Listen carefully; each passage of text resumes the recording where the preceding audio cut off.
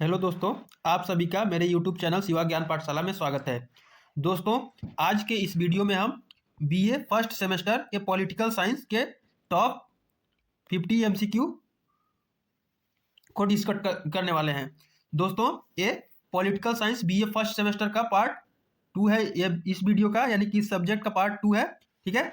यानी कि पार्ट 1 का वीडियो मैंने पहले ही ऑलरेडी उस पर अपने चैनल पे अपलोड कर दिया है। दोस्तों, MBBU यानी कि माँ विंध्यवासिनी यूनिवर्सिटी मिर्जापुर का और उससे एफिलिएटेड जितने भी कॉलेज हैं उन स्टूडेंट्स का यानी कि बीए फर्स्ट सेमेस्टर का पॉलिटिकल साइंस का पेपर 5 फरवरी को 2026 को लगा हुआ है। तो उसको ध्यान में रखते हुए हमने यह वीडियो आपके लिए प्रोवाइड कर रहा है ताकि आप अपना एग्जाम में अच्छा स्कोर कर सकें। यदि दोस्तों अभी तक आपने कुछ नहीं पढ़ा तो पार्ट 1 से वीडियो देखना स्टार्ट करिए और लगभग 4 से 5 वीडियो आपको देखना पड़ेगा और वहां से आप अपना एग्जाम में अच्छा स्कोर कर सकेंगे। और एग्जाम देने के बाद आप आकर खुद ही देखेंगे कि पूरा पूरा क्वेश्चन यहीं से आएगा दोस्तों, क्योंकि यहाँ पे जितना भी क्वेश्चन कराया जाएगा वो PYQ यानी कि हर साल किसी न किसी एग्जाम में रिपीट हुआ क्वेश्चन जो है उसी को कराया जाएगा। और VIMP यानी कि वेरी इंपॉर्टेंट क्वेश्चन जो है जिसकी आने की पूरी पूरी चांसेस है उसी को कराया जाएगा। तो दोस्तों, अभी तक यदि आपने कुछ नहीं पढ़ा तो टेंशन लेने की बिल्कुल भी कोई जरूरत नहीं है, ठीक है। क्योंकि 2026 के एग्जाम के लिए अब क्या हो जाइए, आप लोग तैयार हो जाइए, क्योंकि एग्जाम बहुत नजदीक आपके सर पे आ चुका है, ठीक है। तो पार्ट 1 अपलोड कर दिया, पार्ट 2 इसी प्रकार से पार्ट 3, पार्ट 4, पार्ट 5 तक, लगभग 5 तक या 4 तक आएगा। ज्यादा 4 से 5 वीडियो आपको देखना है। एग्जाम से अगर एक दिन पहले भी देखेंगे, 2 से 3 बार वीडियो देख लेंगे तो आपका एग्जाम बिल्कुल अच्छा जाएगा दोस्तों। तो चलिए वीडियो को बिना देर किए स्टार्ट करते हैं।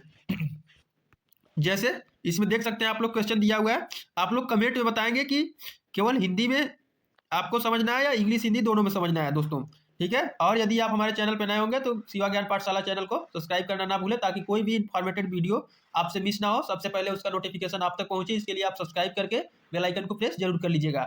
और वीडियो हेल्पफुल लगे तो वीडियो को लाइक जरूर करिएगा, अपने दोस्तों के साथ शेयर करिएगा। और किसी प्रकार का कोई डाउट हो तो कमेंट सेक्शन में कमेंट करके पूछ भी सकते हैं। देखिए इसमें क्वेश्चन फर्स्ट दिया हुआ है, which act introduce federal system in India, यानी कि भारत में संघीय व्यवस्था किस अधिनियम से आई। भारत अधिनियम 1909 से, भारत सरकार अधिनियम 1919 से, भारत सरकार अधिनियम 1935 से, या भारतीय परिषद अधिनियम 1892 से। तो दोस्तों इसमें आपका जो राइट ऑप्शन हो जाएगा, ऑप्शन इसमें बिल्कुल करेक्ट होगा आपका ऑप्शन सी। कौन सा दोस्तों? ऑप्शन सी इसमें बिल्कुल करेक्ट हो जाएगा। यानी कि 1935 का भारत सरकार अधिनियम भारत में संघीय व्यवस्था की नींव रखता था या रखता है। इसके यानी कि इसमें केंद्र और प्रांतों के बीच शक्तियों का विभाजन किया गया और 3 सूचियां बनाई गई दोस्तों। कितनी सूचियां? 3 सूचियां। कौन कौन? एक संघ सूची, ठीक है, दूसरा प्रांतीय सूची और तीसरा समवर्ती सूची, ठीक है दोस्तों। तो इसलिए इसका राइट ऑप्शन हो जाएगा ऑप्शन 3 यानी कि सी, ठीक है। अगला question, question number 2, constituent assembly was formed under which plan, संविधान सभा का गठन किस योजना के अंतर्गत हुआ। क्रिप्स मिशन के थ्रू, कैबिनेट मिशन योजना के थ्रू, माउंटबेटन योजना के थ्रू, या साइमन कमीशन के थ्रू। तो इसमें आपका जो राइट ऑप्शन हो जाएगा ऑप्शन बी बिल्कुल करेक्ट होगा दोस्तों, कैबिनेट मिशन योजना के थ्रू, ठीक है। और यह जो योजना है वो कब हुआ था?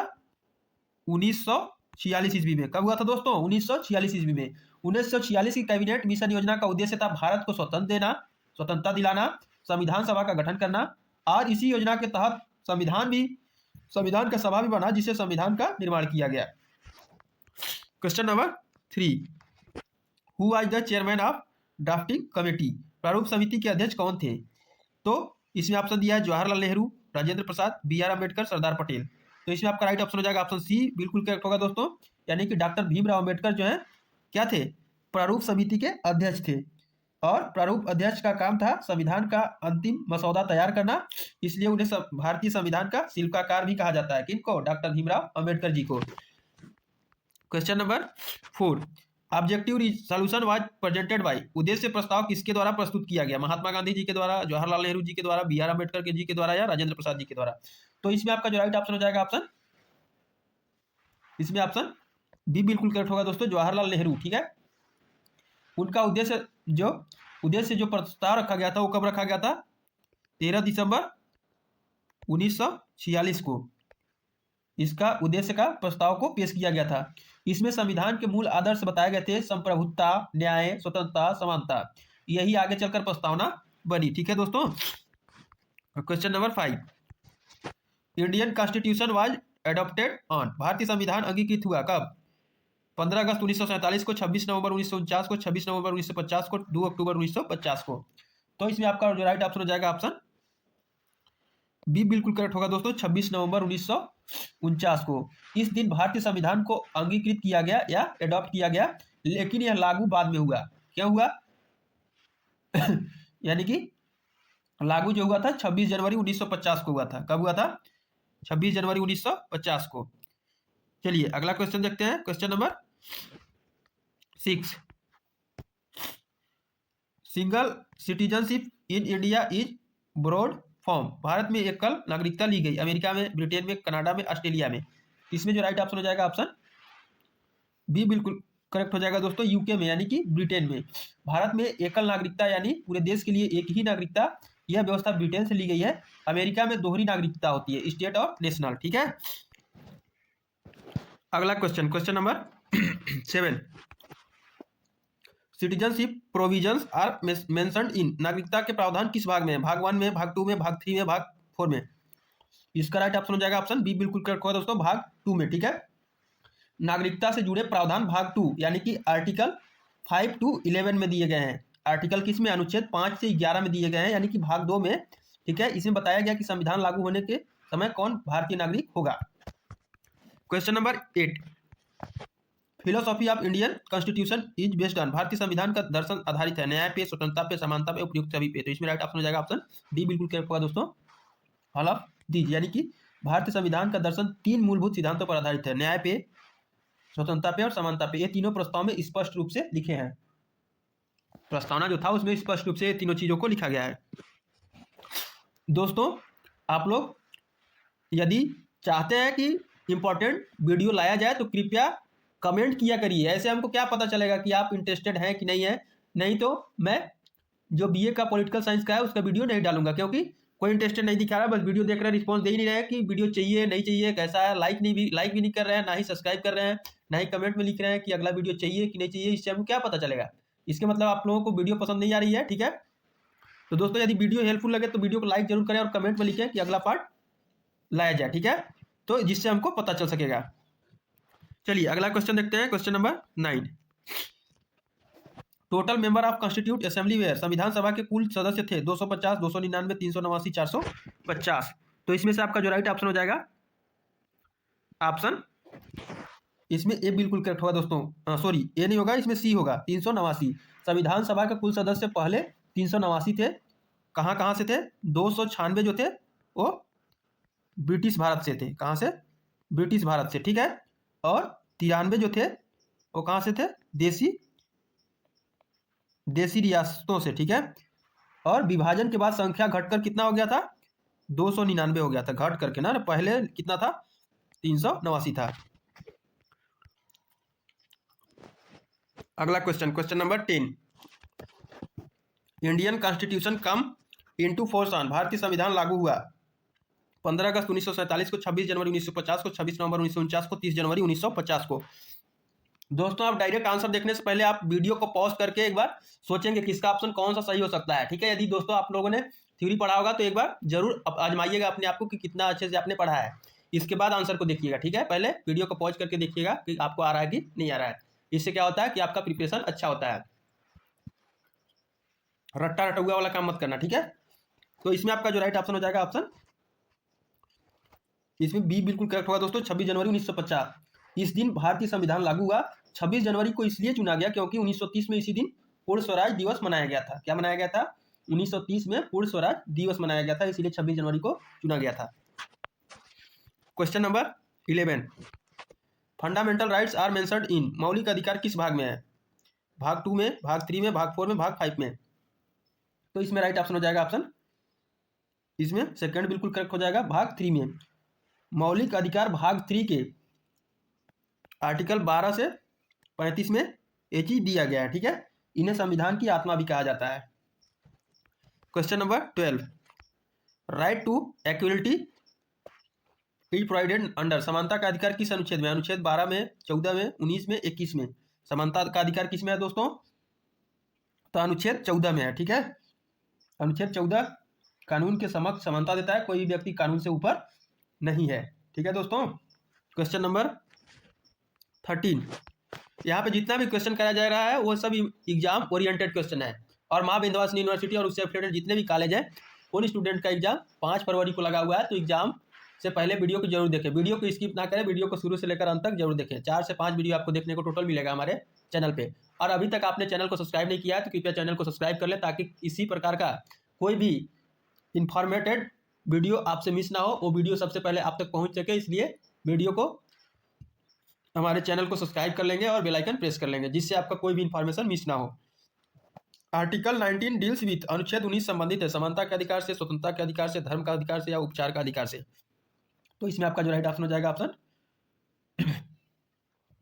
बी बिल्कुल करेक्ट होगा दोस्तों। अनुच्छेद 19 नागरिकों को 6 स्वतंत्रता देता है। कौन कौन? बोलने का, घूमने का, संगठन बनाने आदि की स्वतंत्रता। ठीक है। क्वेश्चन नंबर दोस्तों 14, which right was removed from fundamental rights, कौन सा अधिकार मौलिक अधिकार से हटाया गया? समानता का अधिकार, संपत्ति का अधिकार, धर्म का अधिकार, शिक्षा का अधिकार। तो इसमें से आपका जो राइट ऑप्शन हो जाएगा ऑप्शन बी बिल्कुल करेक्ट होगा दोस्तों। पहले संपत्ति का अधिकार मौलिक अधिकार था, 44वें संशोधन 1978 में इसे हटा दिया गया। पहले जो था संपत्ति का अधिकार वो मौलिक अधिकार में रखा गया था, लेकिन संविधान में जब संशोधन हुआ, कौन सा संशोधन? 44वें संशोधन, 40/4 44वें बार जब संशोधन होने लगा 1978 में, तो इसे क्या किया गया? हटा दिया गया। Question number 15, right to property is now, संपत्ति का अधिकार अब है, मौलिक अधिकार, कानूनी अधिकार, प्राकृतिक अधिकार, नैतिक अधिकार। तो इसमें से आपका जो राइट ऑप्शन हो जाएगा ऑप्शन बी बिल्कुल करेक्ट होगा दोस्तों, लीगल राइट, यानी कि कानूनी अधिकार।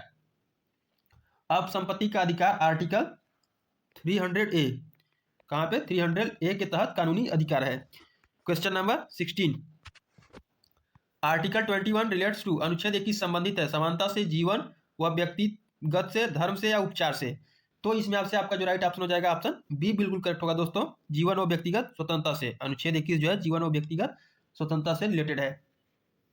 ठीक है, यानी कि अनुच्छेद 21 जीवन और व्यक्तिगत स्वतंत्रता की रक्षा करता है। सुप्रीम कोर्ट ने इसमें शिक्षा, स्वास्थ्य, स्वच्छ पर्यावरण को भी जोड़ दिया है। ठीक है।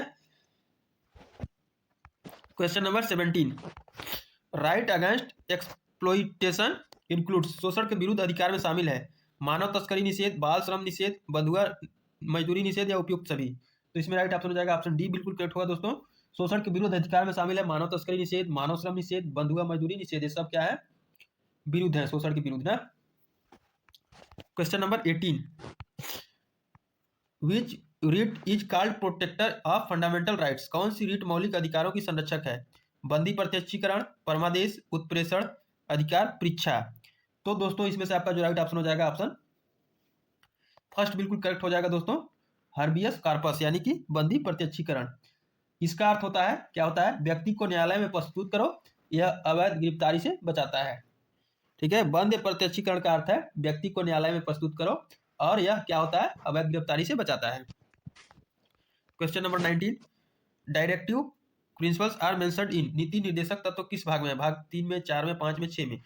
तो इसका जो राइट ऑप्शन हो जाएगा ऑप्शन बी बिल्कुल करेक्ट होगा दोस्तों, ऑप्शन 4 में। ठीक है, यानी भाग 4 में नीति निर्देशक तत्व भाग 4 में है, ये राज्य को नीति बनाने की दिशा दिखाते हैं। Question number 20, DPS PS are broad form, यानी कि फ्रॉम, नीति निर्देशक तत्व लिए गए हैं अमेरिका से, ब्रिटेन से, आयरलैंड से या फ्रांस से। तो इसमें आपका जो राइट ऑप्शन हो जाएगा ऑप्शन सी बिल्कुल करेक्ट होगा दोस्तों, डीपीएसपी आयरलैंड के संविधान से लिया गया है। ठीक है दोस्तों, यदि आपको वीडियो हेल्पफुल लग रही होगी तो कृपया वीडियो को लाइक करें और कमेंट में बताएं कि अगला पार्ट चाहिए कि नहीं चाहिए, पसंद आ रहा है वीडियो कि नहीं आ रहा है, आप कमेंट में बताएंगे तभी अगला पार्ट आपको दिया जाएगा। ठीक है, क्वेश्चन नंबर 21, डीपीएसपीएस आर नीति निर्देशक तत्व होते हैं जस्टिसिएबल, यानी कि न्याय परिवर्तनीय, अपरिवर्तनीय, कानूनी अधिकार या राजनीतिक अधिकार। तो इसमें राइट ऑप्शन हो जाएगा ऑप्शन बी बिल्कुल करेक्ट होगा दोस्तों, अपरिवर्तनीय। ठीक है, नीति निर्देशक तत्व जो है जिसको क्या बोला जाता है? डीपीएसपी, ऐसे सिद्धांत हैं जिन्हें न्यायालय में कानून नहीं कराया जा सकता। अगर सरकार डीपीएसपी को लागू नहीं करती तो नागरिक कोर्ट नहीं जा सकता। कारण इसमें क्या है? देश की आर्थिक स्थिति पर डीपीएसपी को तुरंत लागू करने योग्य नहीं होती, इसलिए इन्हें राज्य के लिए निर्देश माना गया, अधिकार नहीं। ठीक है दोस्तों, यानी कि डीपीएसपी जो है न्यायालय में परिवर्तनीय नहीं होते हैं, लेकिन शासन के लिए अनिवार्य दिशा निर्देश है।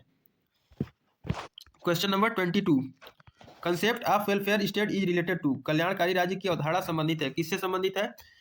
तो इसमें ऑप्शन दिया हुआ है मौलिक अधिकार से, मौलिक कर्तव्य से, या नीति निर्देशक तत्व से, या नागरिकता से। तो दोस्तों इसमें आपका जो राइट ऑप्शन हो जाएगा ऑप्शन सी बिल्कुल करेक्ट होगा दोस्तों, नीति निर्देशक तत्व से। ठीक है, यानी कि इसमें क्या हो जाएगा, कल्याणकारी जो राज्य का अर्थ है, राज्य केवल कानून व्यवस्था तक सीमित न रहे बल्कि नागरिकों के स्वास्थ्य, शिक्षा, रोजगार और सामाजिक सुरक्षा का ध्यान रखे। डीएसएसपी का पूरा उद्देश्य ही यही है कि भारत एक वेलफेयर स्टेट बने। क्या बने? वेलफेयर स्टेट बने। जैसे एग्जाम्पल के तौर पे देखेंगे तो निःशुल्क शिक्षा, वृद्धा पेंशन, न्यूनतम मजदूरी। ठीक है दोस्तों, अगला क्वेश्चन नंबर 23।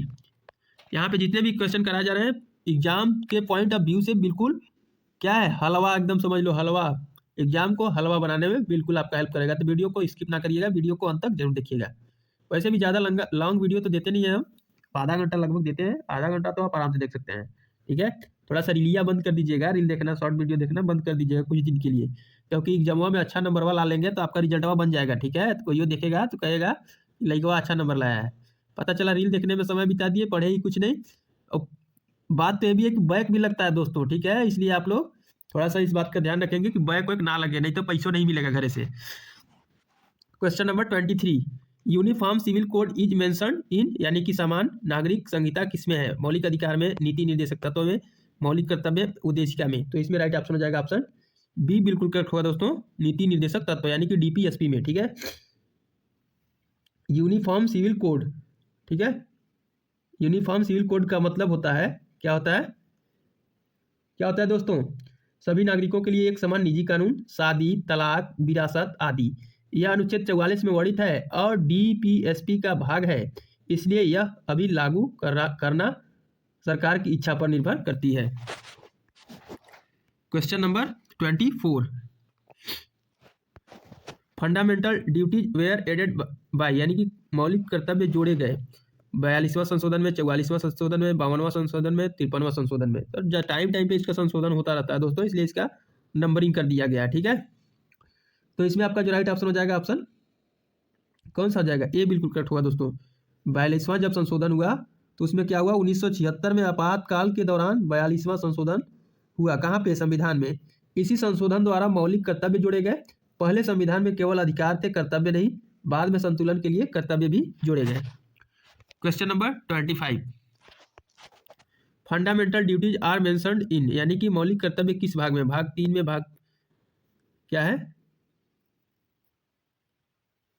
भाग 4 में, भाग 5 में। तो इसमें आपका जो राइट ऑप्शन हो जाएगा ऑप्शन बी बिल्कुल करेक्ट होगा दोस्तों। ठीक है, यदि आपने बी को टिक करेंगे तो आपका बिल्कुल करेक्ट आंसर माना जाएगा। ठीक है,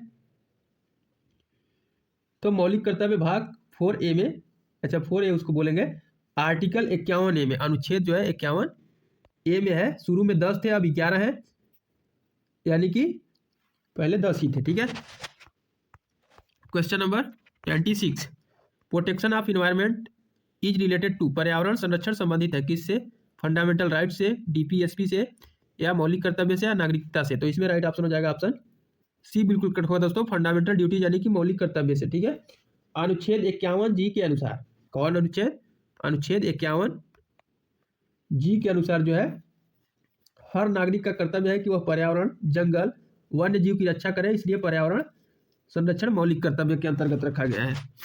question number 27, free legal aid is included in, यानी कि निःशुल्क कानूनी सहायता शामिल है मौलिक अधिकार में, नीति निर्देशक तत्व में, मौलिक कर्तव्य में, उद्देशिका में। तो इसका राइट ऑप्शन हो जाएगा दोस्तों ऑप्शन बी बिल्कुल इसमें करेक्ट होगा, नीति निर्देशक तत्व। ठीक है, निःशुल्क कानूनी सहायता अनुच्छेद 39A में, किसमें दोस्तों? जितना ही बताया जा रहा है आप लोग कृपया ध्यान से देखेंगे, एक बार में नहीं आएगा, वीडियो को 2 बार देखिए, 2 बार में नहीं, 3 बार में नहीं आ रहा तो नोट करके किसी तरीके से आप एकदम रट घोट लेंगे। ठीक है, जितना क्वेश्चन मैं बता रहा हूँ सेम टू सेम क्वेश्चन आपको इसी कंसेप्ट पे, या डायरेक्ट ऑप्शन तक भी नहीं चेंज होगा दोस्तों, यहीं से क्वेश्चन बनने वाला है। यदि अभी तक हमारे चैनल शिवा ज्ञान पाठशाला को सब्सक्राइब नहीं किया है तो कृपया सब्सक्राइब कर लें, ताकि कोई भी इन्फॉर्मेटिव वीडियो आने से आपको पता चल सके, और बेल आइकन प्रेस कर लीजिएगा ताकि उसका नोटिफिकेशन सबसे पहले आप तक पहुंच सके।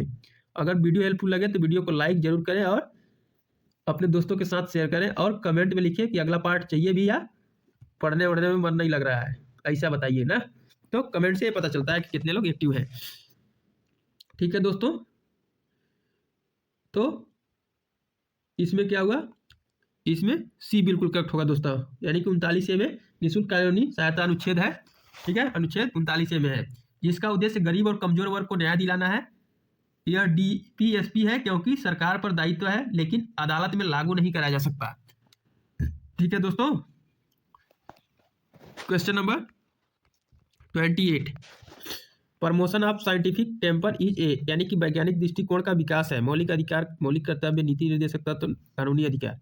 तो इसमें से राइट ऑप्शन हो जाएगा ऑप्शन बी बिल्कुल करेक्ट हुआ दोस्तों, फंडामेंटल ड्यूटी, यानी कि मौलिक कर्तव्य। ठीक है, वैज्ञानिक दृष्टिकोण का मतलब अंधविश्वास से दूर रहना, तर्क और विज्ञान पर विश्वास करना। अनुच्छेद 51H में इसका उल्लेख है।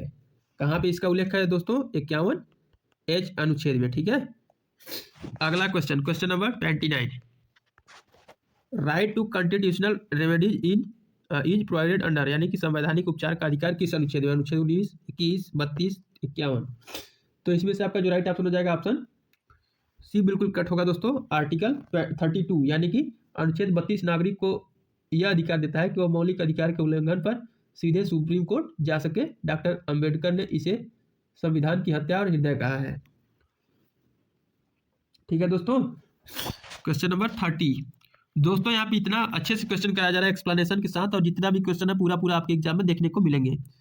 Father of Indian constitution is, भारतीय संविधान के जनक हैं जवाहरलाल नेहरू, महात्मा गांधी, BR अम्बेडकर या राजेंद्र प्रसाद। तो इसमें से आपका जो राइट ऑप्शन हो जाएगा ऑप्शन सी बिल्कुल करेक्ट होगा दोस्तों, BR अम्बेडकर। ठीक है, समझ में आ रहा है?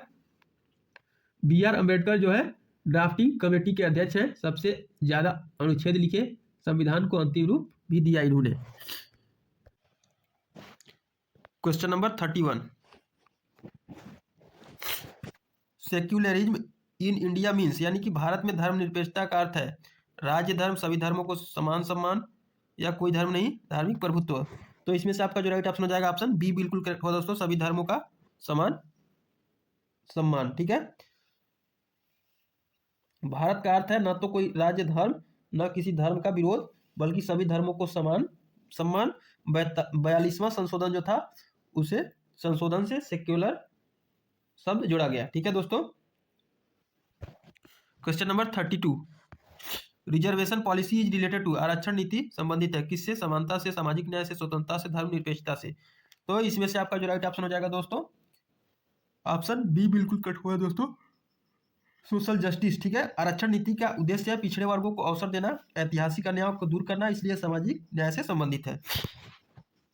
Question number 33, article 15 deals with, अनुच्छेद 15 संबंधित है कानून के समझ, समानता से, भेदभाव का निषेध से, अभिव्यक्ति की स्वतंत्रता से, जीवन का अधिकार से। तो दोस्तों इसमें से आपका जो राइट ऑप्शन हो जाएगा ऑप्शन बी बिल्कुल करेक्ट होगा दोस्तों, यानी कि अनुच्छेद 15 के तहत भेदभाव निषिद्ध है। धर्म, जाति, लिंग, जन्म स्थान, साथ ही महिलाओं और पिछड़े वर्गों के लिए विशेष प्रावधान भी देता है। ठीक है, article 15। Question number 34, cultural and educational rights are provided to, संस्कृति को शैक्षणिक अधिकार दिए गए हैं सभी नागरिकों को, अल्पसंख्यकों को, महिलाओं को, बच्चों को। तो इसमें से आपका जो राइट ऑप्शन हो जाएगा ऑप्शन ए बी बिल्कुल करेक्ट होगा दोस्तों, अल्पसंख्यकों को। किसको? अल्पसंख्यकों को। अल्पसंख्यकों को यह इसलिए दी गई ताकि अपनी भाषा,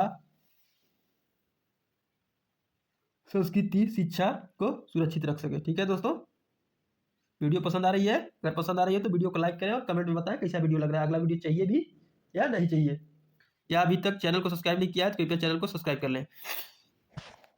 question number 35, minority rights are mentioned under, यानी कि अल्पसंख्यक अधिकार किस अनुच्छेद में? अनुच्छेद 19 में, 25 में, 29 और 30 में, या 32 में। तो इसका राइट ऑप्शन हो जाएगा ऑप्शन सी बिल्कुल कट हुआ दोस्तों, अनुच्छेद 29 और 30 में। ठीक है, 29 में जो है संस्कृति की रक्षा और 30 में शैक्षणिक संस्थान स्थापित करने वालों का अधिकार। ठीक है, question number 35, right to education is included in, यानी कि शिक्षा का अधिकार शामिल है नीति निर्देशक तत्व से, मौलिक अधिकार से, कानूनी अधिकार से, या नैतिक अधिकार से। तो दोस्तों इसमें से आपका जो राइट ऑप्शन हो जाएगा ऑप्शन बी बिल्कुल करेक्ट होगा, फंडामेंटल राइट्स। ठीक है, 6 से 14 वर्ष के बच्चों के लिए शिक्षा, और 46वें संशोधन, जब 2002 में संशोधन किया गया था 86वां, तो उसे मौलिक अधिकार बन गई। ठीक है, question number 37, article 21A is related to, अनुच्छेद 21 से संबंधित है जीवन का अधिकार से, शिक्षा का अधिकार, समानता का अधिकार से या धर्म का अधिकार से। तो दोस्तों इसमें से आपका जो राइट ऑप्शन हो जाएगा ऑप्शन बी बिल्कुल करेक्ट होगा दोस्तों। कौन? बी, राइट टू एजुकेशन, यानी कि शिक्षा का अधिकार। ठीक है दोस्तों। अगला question, question number 38, which right ensures protection against arbitrary arrest, यानी कि मनमानी गिरफ्तारी से सुरक्षा कौन सा अधिकार देता है? समानता का, स्वतंत्रता का, जीवन का या उपचार का? तो दोस्तों इसमें आपका जो राइट ऑप्शन हो जाएगा ऑप्शन बी बिल्कुल करेक्ट होगा दोस्तों, स्वतंत्रता का अधिकार। ठीक है, अनुच्छेद 22 में जो है मनमानी गिरफ्तारी से सुरक्षा देता है। अगला question, question number 39, preventive detection is mentioned under, यानी कि निवारक निरोध किस में वर्णित है? अनुच्छेद 19 में, 21 में, 22 में, 25 में। तो दोस्तों इसमें से आपका जो राइट ऑप्शन हो जाएगा ऑप्शन सी बिल्कुल करेक्ट होगा, अनुच्छेद 22 में। ठीक है, question number 40, DPSP aims to establish नीति निर्देशक तत्व का उद्देश्य है पुलिस राज्य, कल्याणकारी राज्य या धार्मिक राज्य या सैन्य राज्य। तो इसमें आपका जो राइट ऑप्शन हो जाएगा दोस्तों ऑप्शन बी बिल्कुल करेक्ट होगा दोस्तों, कल्याणकारी राज्य। ठीक है, कल्याणकारी राज्य। क्वेश्चन नंबर 41 कह रहा है equal pay for equal work is related to, समान कार्य के लिए सामान्य वेतन संबंधित है मौलिक अधिकार, नीति निर्देशक तत्व, मौलिक कर्तव्य या नागरिकता। तो दोस्तों इसमें से आपका जो राइट ऑप्शन हो जाएगा ऑप्शन बी, डीपीएसपी। डीपीएसपी का फुल फॉर्म भी जान लो। डी मतलब डायरेक्टिव, पी मतलब principle of safe state policy. ठीक है दोस्तों, यानी कि समान कार्य के लिए सामान्य वेतन का अर्थ है कि पुरुष और महिला या किसी भी वर्ग के लोग यदि एक जैसा काम करते हैं तो उन्हें एक समान वेतन भी मिलना चाहिए। सिद्धांत अनुच्छेद 39D में दिया गया है, क्योंकि डीएसपीएस इसलिए यह सरकार के नीति निर्देश नागरिक इसे अदालत में सीधे लागू नहीं कर सकते। ठीक है दोस्तों, question number 42, organisation of panchayat यानी मेंशन्ड इन, पंचायतों का संगठन किसमें है? मौलिक अधिकार में, नीति निर्देशक तत्व में, मौलिक कर्तव्य में या उद्देशिका में? तो दोस्तों इसमें से आपका जो राइट ऑप्शन हो जाएगा ऑप्शन ए बिल्कुल करेक्ट होगा दोस्तों। ठीक है, किसका? सॉरी, इसमें ए नहीं होगा। ठीक है, इसमें बी बिल्कुल करेक्ट होगा दोस्तों। कौन होगा? बी, यानी कि भारतीय संविधान ग्रामीण स्वशासन को बढ़ावा देता है। अनुच्छेद 40 में कहा गया कि राज्य पंचायतों का संगठन करेगा और उन्हें अधिकार देगा। बाद में इसी विचार को मजबूत बना करके 43वां संविधान संशोधन लगाया गया था। ठीक है, पंचायती राज की नींव डीपीएसपी के अनुच्छेद 40 में होने वाला है। ठीक है, question number 43, which duty promotes national unity, राष्ट्रीय एकता को कौन सा कर्तव्य बढ़ावा देता है? वैज्ञानिक दृष्टिकोण, सद्भाव और भाईचारा, पर्यावरण संरक्षण या सार्वजनिक संपत्ति संरक्षण? तो दोस्तों इसमें आपका जो राइट ऑप्शन हो जाएगा ऑप्शन बी बिल्कुल करेक्ट होगा दोस्तों। ठीक है, बी, कौन सा? बी।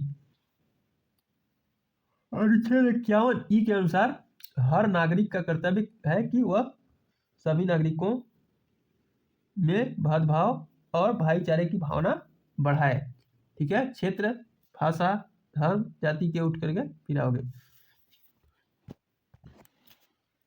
यानी कि अनुच्छेद 51A के ई के अनुसार हर नागरिक कर्तव्य है कि सभी नागरिक सद्भाव और भाईचारे की भावना बढ़ाए, क्षेत्र, भाषा, धर्म, जाति से ऊपर उठकर सोचे। यही कर्तव्य राष्ट्रीय अखंडता को क्या करता है? मजबूत करता है। ठीक है दोस्तों, question number 44, fundamental duties are inspired from, मौलिक कर्तव्य प्रेरित है अमेरिका जाने के लिए, सोवियत संघ या ब्रिटेन या आयरलैंड? तो दोस्तों इसमें से आपका जो राइट ऑप्शन हो जाएगा ऑप्शन बी बिल्कुल करेक्ट होगा दोस्तों, यूएसएसआर। ठीक है, अगला क्वेश्चन, क्वेश्चन नंबर 45 कह रहा है which body protects fundamental rights, मौलिक अधिकारों की रक्षा कौन करता है? संसद करता है, राष्ट्रपति करता है, सर्वोच्च न्यायालय करता है, निर्वाचन आयोग करता है? तो इसमें से आपका जो राइट ऑप्शन हो जाएगा दोस्तों ऑप्शन सी बिल्कुल करेक्ट होगा, यानी कि मौलिक अधिकारों की रक्षा जो है सुप्रीम कोर्ट, सर्वोच्च न्यायालय करता है। ठीक है, मौलिक अधिकारों का रक्षक कहा जाता है किसको? सर्वोच्च न्यायालय को। आर्टिकल 32 के अंतर्गत यानी कि अनुच्छेद 32 के अंतर्गत नागरिक सीधे सुप्रीम कोर्ट जाकर अपने मौलिक अधिकारों की रक्षा करा सकता है। ठीक है, हाई कोर्ट को भी अधिकारों की रक्षा करता है, हाई कोर्ट भी अधिकारों की रक्षा करता है, लेकिन ultimate protector equal to supreme court. ठीक है। Question number 46, judicial review is related to, न्यायिक पुनरावलोकन संबंधित है, किससे संबंधित है? विधायिका से, कार्यपालिका से, न्यायपालिका से या नौकरशाही से? तो दोस्तों इसमें आपका जो राइट ऑप्शन हो जाएगा ऑप्शन सी बिल्कुल करेक्ट होगा, जुडिशियरी यानी कि न्यायपालिका से। ठीक है, यानी कि जुडिशियल रिव्यू का अर्थ है न्यायपालिका द्वारा और विधायिका और कार्यपालिका के कार्यों के संविधान के अनुसार जांच करना। यदि कोई कानून संविधान के विरुद्ध है तो न्यायालय उसे अवैध घोषित कर सकता है। ठीक है दोस्तों, question number 47, balance between FRs and DPSPs was stabilized by, मौलिक अधिकार व डीपीएसपी में संतुलन स्थापित किया संसद ने, सर्वोच्च न्यायालय ने, राष्ट्रपति ने या प्रधानमंत्री जी ने? तो इसमें राइट ऑप्शन हो जाएगा ऑप्शन बी बिल्कुल करेक्ट होगा दोस्तों, सुप्रीम कोर्ट, जो कि सर्वोच्च न्यायालय बोला जाता है जिसे ना। यानी कि शुरुआत में एफआर और डीपीएसपी में टकराव था, बाद में सुप्रीम कोर्ट ने कहा कि दोनों संविधान के पूरक है। क्या है? पूरक है, यानी कि एक दूसरे के बिना क्या है? अधूरा है। तो मिनर्वा मिल्स केस 1980 में, ठीक है, संतुलन की अवधारणा स्पष्ट हुई। ठीक है दोस्तों, स्पष्ट किया गया। Question number 48, protection of monuments is a, स्मारकों की रक्षा करता है, कौन करता है? मौलिक अधिकार, नीति निर्देशक तत्व, मौलिक कर्तव्य, कानूनी अधिकार। तो इसमें आपका जो राइट ऑप्शन हो जाएगा दोस्तों ऑप्शन सी बिल्कुल करेक्ट होगा, फंडामेंटल ड्यूटी यानी कि मौलिक कर्तव्य। ठीक है दोस्तों, तो अनुच्छेद 51F के अनुसार, इसके अनुसार 51F जो है अनुच्छेद, उसके अनुसार हर नागरिक का कर्तव्य है कि वह भारत की संस्कृति, ऐतिहासिक स्मारकों, धरोहरों की रक्षा करे। ठीक है, इसलिए स्मारकों की रक्षा मौलिक कर्तव्य है।